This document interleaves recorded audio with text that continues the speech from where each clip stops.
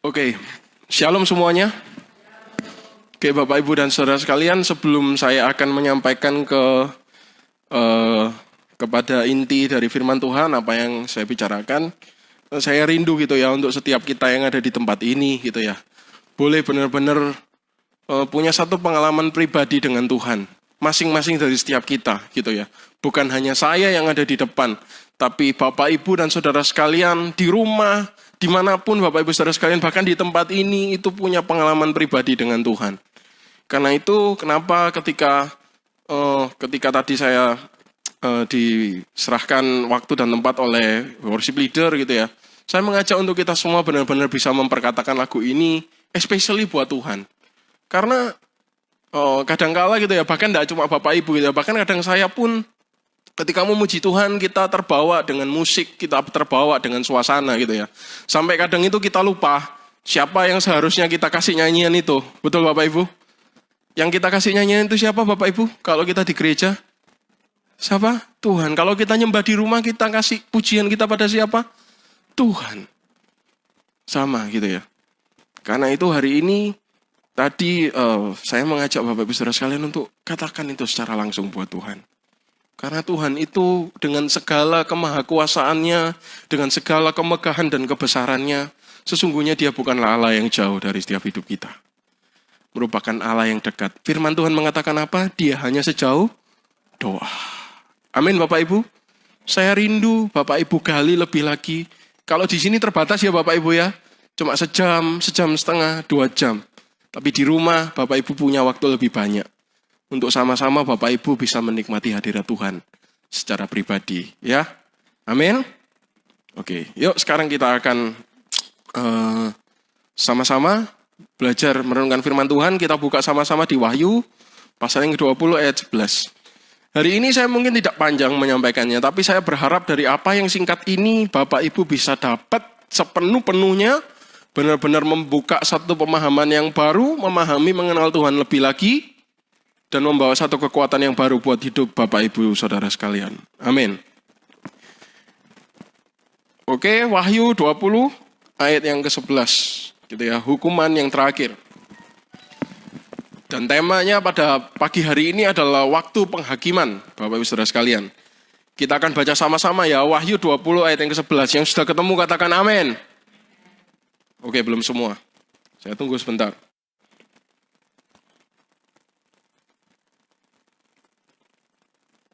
Oke, yang sudah ketemu katakan amin. Oke, kita baca sama-sama ya. Wahyu 20 ayat 11, 1, 2, 3. Lalu aku melihat suatu tahta putih yang besar dan Dia yang duduk di atasnya. Dari hadapannya lenyaplah bumi dan langit dan tidak ditemukan lagi tempatnya. Amin. Nah nanti di rumah Bapak Ibu bisa baca satu perikop gitu ya di ayat-ayat yang selanjutnya. Tapi hari ini ayat pengantarnya adalah Wahyu 20 ayat yang ke-11. Nah Bapak, Ibu, dan Saudara sekalian, kalau kita berbicara tentang penghakiman terakhir, kalau mungkin Bapak, Ibu, Saudara sekalian pernah nonton drama atau pernah nonton film gitu ya, yang mana di film itu digambarkan ketika di surga gitu ya, ada malaikat yang bawa catatan, buka buku, katanya itu isinya adalah setiap perbuatan kita gitu ya. Bahkan ada satu lagu gitu ya, lagu pop yang cukup populer di Indonesia yang sempat dinyanyikan oleh almarhum Chrisye.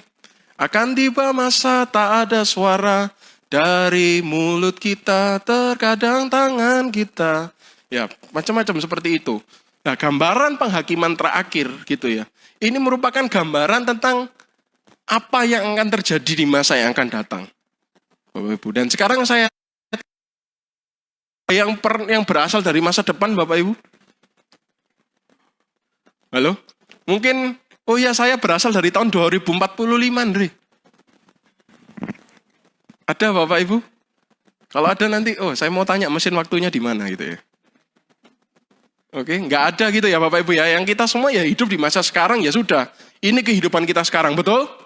Dan kita sudah melalui apa yang namanya masa lalu. Jangan nyanyi dangdut ya. Juga berkaitan dengan namanya kehidupan setelah kematian. Atau dalam bahasa Inggrisnya adalah afterlife. Apa itu afterlife ya? Itu tadi, kehidupan sesudah kematian. Cuma diterjemahkan aja gitu ya. Kehidupan setelah kematian. Nah sekarang pertanyaannya adalah, kalau tadi saya sudah tanya, Bapak Ibu ini dari masa depan nggak? Oh ya ternyata nggak ada gitu ya. Puji Tuhan. Nah sekarang saya tanya Bapak Ibu, adakah yang Bapak Ibu sudah pernah pergi ke surga dan juga pergi ke neraka? Secara fisik. Ya. Ada beberapa orang yang dikasih oleh Tuhan karunia untuk mampir. Jalan-jalan ke surga dan ke neraka. Ya, secara roh tapi. Atau mungkin lewat mimpi juga bisa. Tapi saya tanya, mungkin secara fisik ada Bapak Ibu? Yang tiba-tiba terus sudah di dalam peti, terus gerak-gerak, terus bangkit lagi, ada? Oh ya, belum ada. Ya. Mau Bapak Ibu kayak gitu? Loh, nggak ada yang jawab. Gini ya, jadi memang begini, kalau kita mau tanya gitu ya, kalau bahkan kita kan sudah sering dengar Bunda bahas tentang akhir zaman, betul ya? Loh terus kalau ditanya, loh Bunda ini tahu dari mana toh? Loh Andre kalau tahu dari mana wong yo kamu sih hidup di masa sekarang. Kok bisa ngomong nanti ada penghakiman gitu ya? Apalagi Mak Bas dulu kalau khotbah mungkin Bu Nono paling apal. Oh iya nanti di sana kita dapat mahkota gitu ya. Bener ya Bu Nono ya? Mahkota apa kemuliaan macam-macam lah, ada 5 mahkota kalau nggak salah. Gitu ya. Nah, tahu dari mana sih? Bapak, Ibu, dan saudara sekalian, ya, firman Tuhan yang kita baca ini merupakan firman Tuhan yang luar biasa. Apa yang firman Tuhan katakan mengenai waktu yang akan datang? Ya, inilah yang tertulis di dalam firman Tuhan. Itu bukan untuk sebagai ramal atau demi meramal, gitu ya. Tetapi memang sudah apa yang jadi digariskan oleh Tuhan. Itulah nanti proses yang harus kita lalui sebagai manusia. Kalau kita berbicara tentang penghakiman terakhir ya, ini agak pengajaran. Saya percaya, saya berusaha sepelan mungkin, saya berharap Bapak Ibu bisa mengikuti dengan baik. Gitu ya. Nah, kalau kita berbicara tentang penghakiman terakhir, itu ada banyak Bapak Ibu. Cuma simpelnya itu begini. Pada nanti di akhir zaman, di waktu-waktu terakhir nanti sesudah kita mengalami yang namanya pengangkatan. Kehidupan kita itu akan dievaluasi sama Tuhan atau dihakimi. Gitu ya. Nah, kalau kita lihat di slide berikutnya ini, Nah, penghakiman ya. Itu kenapa kok diberitakan sekarang? Kenapa kok kita ini harus tahu sekarang? Supaya apa? Untuk memperingatkan kehidupan kita. Amin. Saya percaya gitu ya. Ini ada dalam natur setiap kita, karena natur kita ini sudah dirusak oleh dosa. Yang seharusnya kita ini adalah makhluk yang sempurna, yang merupakan gambar dan rupa Allah, tapi karena dosa, jadi ada beberapa sifat jelek yang akhirnya itu kita bawa. Bukan karena Tuhan nyiptakannya jelek. Tuhan dalam kitab Kejadian Tuhan menyebutkan, yang Tuhan ciptakan termasuk manusia adalah sungguh baik dan teramat baik. Amin. Tapi karena dosa, kita ini akhirnya punya natur jelek. Nah, salah satu naturnya gini. Kalau kita tidak ada peringatan, biasanya nyelindru, Bapak Ibu, betul? Tiba-tiba itu ya, kalau kita itu nggak pernah diingatkan gitu ya dalam kehidupan kita, entah itu lewat cara apapun, baik itu cara yang halus maupun cara yang kasar. Kita ini sebagai manusia itu cenderung menyimpang. Betul? Bahkan sampai ada lagunya. Jika surga dan neraka tak pernah ada. Betul? Masihkah kau bersujud kepadanya? Sekarang saya tanya Bapak Ibu, kalau nggak ada surga dan neraka, masihkah kita menyembah Tuhan Yesus?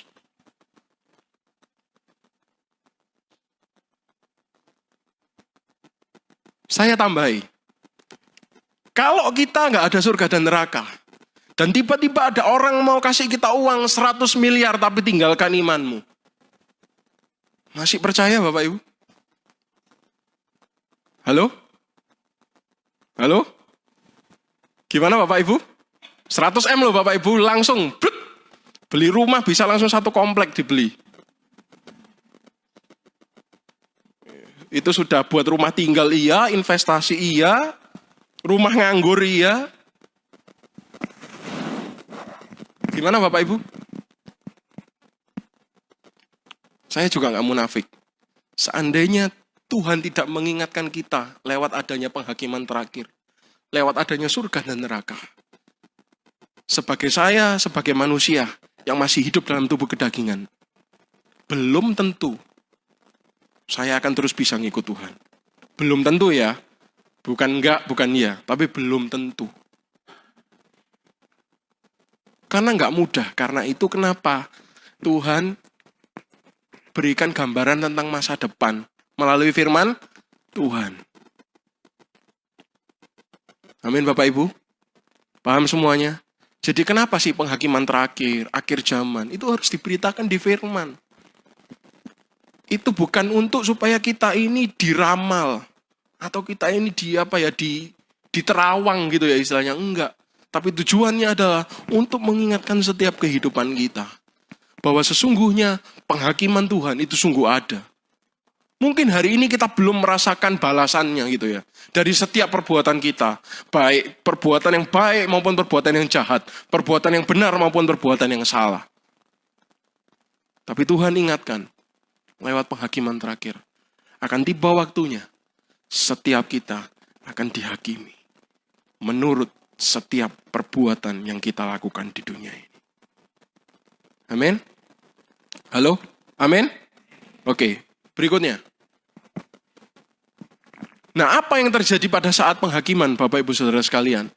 Yang pertama adalah setiap manusia dikumpulkan. Untuk ayatnya bisa dilihat di Wahyu tadi ya. Pasal 20, ayat 11 sampai seterusnya satu perikop itu. Ya, semua manusia itu akan dikumpulkan. Baik kita orang-orang percaya maupun juga orang-orang yang tidak percaya. Ini berlaku untuk semua. Nah, yang pertama yang dialami saat penghakiman adalah setiap manusia ini dikumpulkan. Gak peduli sudah mati ataupun masih dalam keadaan hidup. Yang sudah mati akan Tuhan bangkitkan untuk sama-sama menjalani yang namanya hari penghakiman. Lalu yang kedua apa yang terjadi? Nah, waktunya setelah dikumpulkan adalah perbuatan itu setiap kita akan diperiksa, dievaluasi. Itu yang namanya catatan atau buku kehidupan. Nah, yang berikutnya yang ketiga adalah akan terjadi di situ putusan-putusan hukuman atas setiap hidup kita. Akankah kehidupan kita setelah ditimbang, setelah dihakimi, setelah diperiksa, dievaluasi oleh Tuhan, apakah kita ini akan menerima anugerah ataukah kita ini akan terima hukuman? Dan dengan iman saya katakan, it is real. Ini asli. Akan tiba masanya. Lalu yang keempat adalah pelaksanaan hukuman atau keselamatan. Setelah nanti kita dihakimi, setelah nanti kita melalui proses penghakiman, yang berikutnya yang terjadi adalah eksekusinya, Bapak Ibu. Perhatikan mengenai setiap tahap dan proses ini. Mungkin hari ini kita belum mengalaminya. Mungkin hari ini kita belum melihatnya secara langsung.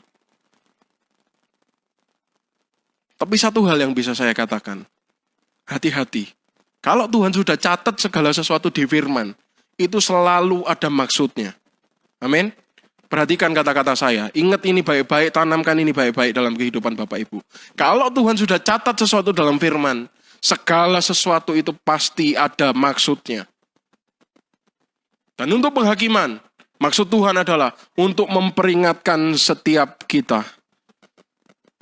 Supaya kehidupan kita ini terjaga, tertata, rapi, kuat di dalam Tuhan.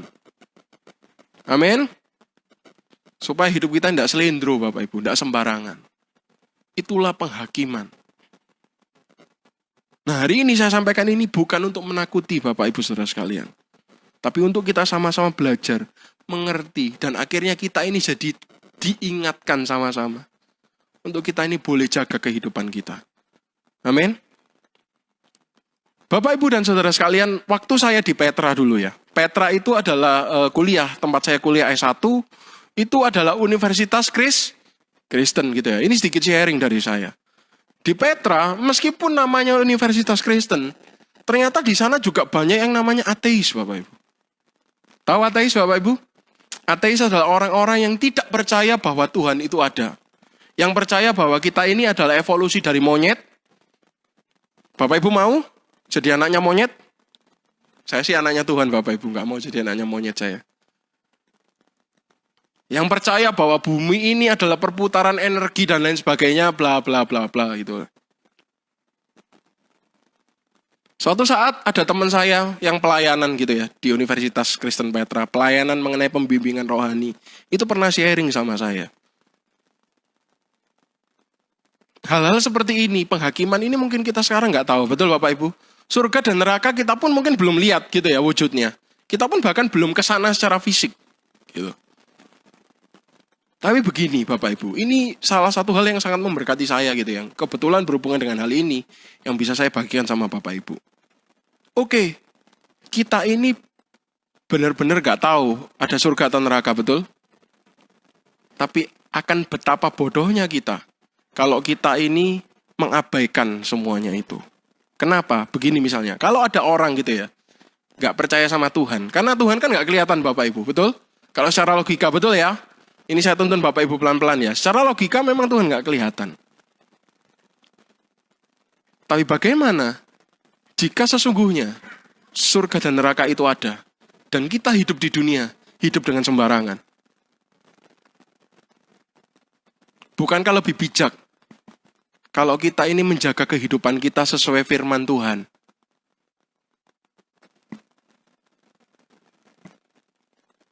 Nangkep Bapak Ibu? Jadi gini, kalau kita ngomong, udahlah gak ada Tuhan, terus kita hidup sembarangan, mati tiba-no terus mati ini ketemu Tuhan. Piye Bapak Ibu? Selamat? Sudah jelas tidak Bapak Ibu. Tapi, walaupun mungkin kita tidak melihat secara fisik, tapi kita sudah mempersiapkan diri kita. Ketika kita mati, ketemu Tuhan, maka kita akan selamat. Lagi pula, apa yang diajarkan oleh firman Tuhan, itu menata kehidupan kita itu lebih baik. Hidup di dunia ini. Artinya Bapak Ibu, orang ateis, itu orang yang tidak berjaga-jaga dalam hidupnya. Kenapa? Karena dia hanya menganggap Tuhan itu tidak ada, ya nanti aku mati, nanti energiku berputar, nanti aku akan reinkarnasi dan sebagainya. Seandainya, gitu ya. Dan saya percaya ya dan amin seperti yang dituliskan firman Tuhan. Saat kita berpulang ke surga, maka kita akan ketemu Tuhan. Bayangkan Bapak Ibu jadi orang ateis, mau ngomong apa sama Tuhan? Loh, tiba no erek. Aku biar gak percaya, mateng wis. Mau masuk kemana? Kalau sudah mati, sudah tertutup pintu pertobatan Bapak Ibu, betul? Sudah gak ada. Kesempatan bertobat hanya pada saat kita hidup. Amin Bapak Ibu. Mungkin kita belum lihat. Tapi pun kalau kita hidup kita sekarang kita jaga, kita turuti firman Tuhan. Nggak ada ruginya kok buat kita. Apa yang firman Tuhan katakan, itu membawa keuntungan buat hidup kita. Amin. Kalau Bapak Ibu berhasil jaga hidup Bapak Ibu. Bapak Ibu hidup dengan baik, hidup dengan penuh sukacita dan damai sejahtera seperti apa yang dikatakan firman Tuhan. Siapa yang untung Bapak Ibu? Siapa yang untung? Bukan pendeta nih Bapak Ibu. Bukan gembolo nih. Yang untung adalah kehidupan Bapak Ibu sendiri. Sing ngerasakno enake siapa Bapak Ibu? Bapak Ibu sendiri. Amin. Jadi ketahuilah, setiap penghakiman itu memperingatkan setiap hidup kita supaya hidup kita itu semakin kuat di dalam Tuhan. Supaya hidup kita itu tetap lurus di hadapan Tuhan. Amin. Oke, saya tunggu. Amin. Oke, yuk berikutnya. Apa yang dihakimi ketika nanti kita menghadapi penghakiman yang terakhir Bapak Ibu? Apa yang dinilai? Yang dinilai adalah perbuatan. Sama-sama saya katakan perbuatan. Sekali lagi, perbuatan. Nah, perbuatan dalam bahasa Yunaninya adalah ergon. Ergon artinya adalah hasil karya, pencapaian, kelakuan, pekerjaan. Silakan, kalau mau catat silakan, boleh dilihat dulu. Ergon. Artinya apa Bapak Ibu ya? Setiap kita hidup ini loh, apa sih yang sudah kita lakukan? Yang kedua, dalam kita hidup ini, apa sih yang sudah kita hasilkan dari kehidupan kita? Buah apa yang sudah dihasilkan dalam hidup kita? Masih ingat ada firman Bapak Ibu, kalau pohon itu lama nggak berbuah, kalau tidak berbuah juga, apa yang terjadi sama pohonnya? Ditebang dan dibuang ke dalam api. Nah, ini yang dinilai dalam kehidupan kita. Nah, ini yang perlu saya tekankan, saya garis bawakan buat Bapak Ibu saudara sekalian. Yang dinilai itu hanya perbuatan yang kita lakukan, yang ada dalam setiap hidup kita. Bukan seberapa kayanya kita. Dan bukan seberapa miskinnya kita. Ini yang harus dicatat Bapak Ibu saudara sekalian. Tuhan tidak bisa disogok dengan uang perpuluhan. Tuhan juga tidak bisa disogok dengan kisah sedih hidup Bapak Ibu saudara sekalian yang mungkin sedang mengalami kekurangan materi. Kriterianya jelas. Apa yang dinilai Bapak Ibu? Perbuatan. Walaupun engkau punya uang sebesar-besarnya, sebanyak-banyaknya. Rumah ada tersebar di seluruh Indonesia dari Sabang sampai Merauke. Tapi kalau perbuatanmu tidak sesuai dengan firman Tuhan, tetap tidak ada artinya di hadapan Tuhan. Wong Tuhan lo punya seluruh bumi. Gaya apa rumah sampai Sabang sampai Merauke. Tidak perlu Tuhan. Atau bahkan mungkin sebaliknya. Dengan kisah sedih hidupmu, engkau menjual itu pada Tuhan. Tuhan, selama aku di dunia, Tuhan, aku sangat berkekurangan, Tuhan. Tuhan tidak bisa disogok dengan yang namanya seperti itu. Jadi jangan salah ya Bapak Ibu ya. Tuhan bukan ini, mungkin maaf kalau kata-kata saya agak keras, tapi ini harus saya sampaikan karena ini kebenaran. Tuhan tidak bisa disogok dengan kekayaan kita satu. Dan yang kedua, Tuhan juga tidak bisa disogok dengan kemalangan kita dalam hal materi. Perhatikan hal ini Bapak Ibu. Jangan karena engkau kaya, engkau merasa benar. Tapi jangan juga karena engkau berkekurangan, engkau merasa benar. Yang Tuhan perhitungkan adalah perbuatanmu. Bukan karena hartamu. Banyak sedikit hartamu itu tidak pengaruh apa-apa. Yang kaya Tuhan bilang, ngapain kamu pamer kekayaan? Aku lebih kaya kok. Tuhan punya semuanya kok. Yang pamer kemiskinan sama Tuhan. Ditanya sama Tuhan, sudahkah kamu mengerjakan prinsip dalam firman Tuhan bahwa tidak boleh besar pasak daripada tiang? Ada loh Bapak Ibu, itu bukan cuma peribahasa atau pepatah di masyarakat loh, tapi di firman juga ada.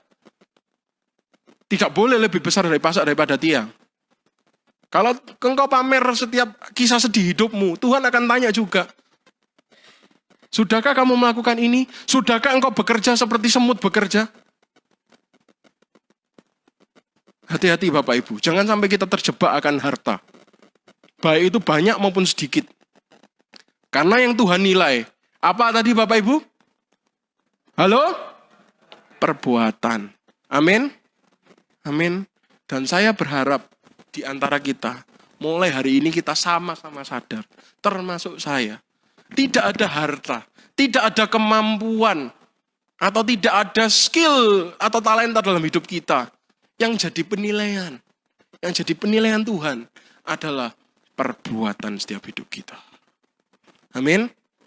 Karena itu stop mempergunakan apa yang ada dalam hidup kita itu untuk dipamerkan ke Tuhan. Oh Tuhan ini loh aku jago.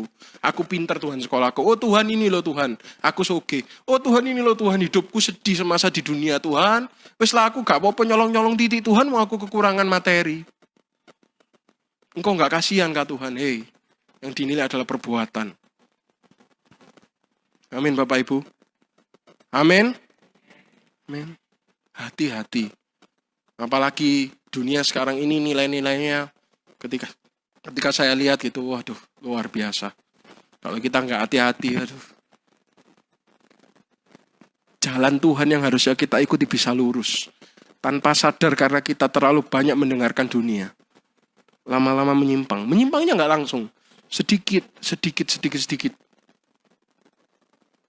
Lama-lama jauh sekali menyimpangnya. Amin Bapak Ibu.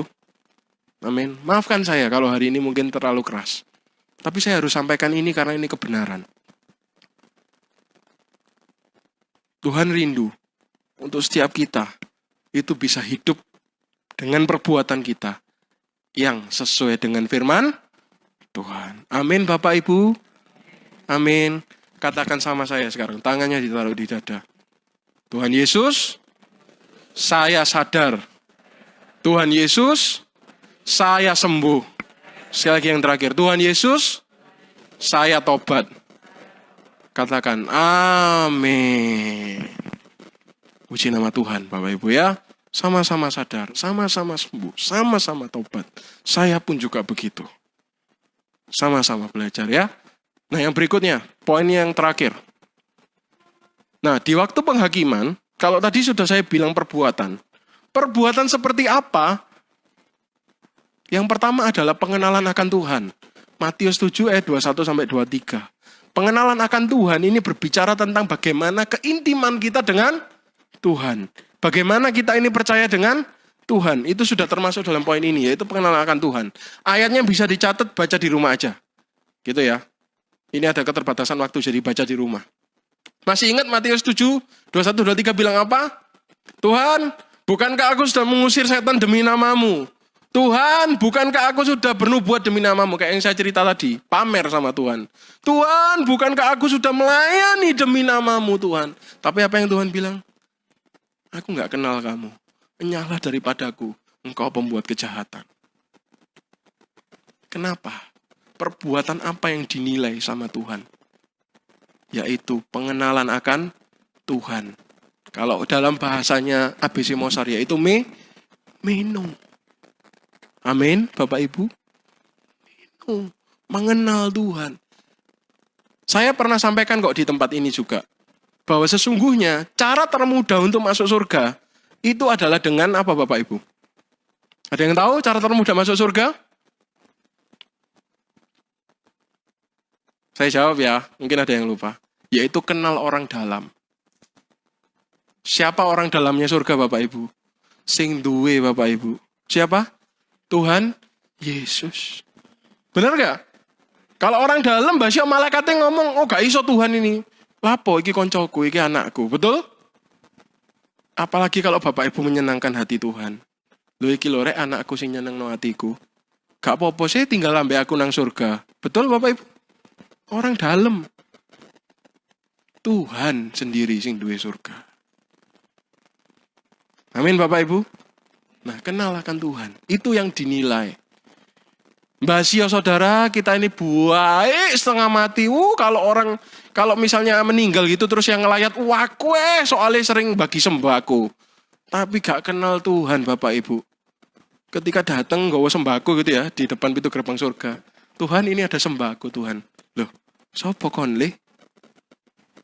Muateng kon ya. Sing punya surga lo ngomong, sopo awakmu? Muateng Bapak Ibu. Wis metu duwe akeh ya di dunia ya. Sudah keluar uang banyak, mati ini mlebu neraka pisan aduh. Buyar wis, rugi. Kukut bandare Bapak Ibu. Bener?